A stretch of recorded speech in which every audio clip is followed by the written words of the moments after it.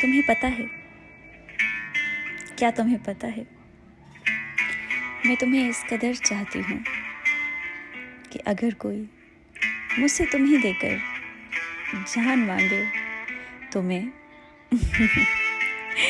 मुस्कुरा के दे दूँगी। बेशक मेरी इतनी मोहब्बत पर तुम्हें शक तो होगा, लेकिन मैंने तुम्हें सच्चे दिल से चाहा है, किसी भी बदले की तमन्ना किए बगैर। क्योंकि चाहतों में सौदेबाजियाँ नहीं होती, चाहतें तो चाहतें होती हैं जो सिर्फ लुटाई जाती हैं, बिना किसी मतलब के और बिना किसी लौटाव के कि ये हमें वापस मिलेंगी। तुम्हें पता है, मैं तुम्हें इस कदर चाहती हूँ कि मुझे कोई गर्ज नहीं है कि तुम मेरे पास हो, बस यही मेरे लिए काफ़ी है। क्या तुम्हें पता है, क्या तुम्हें पता है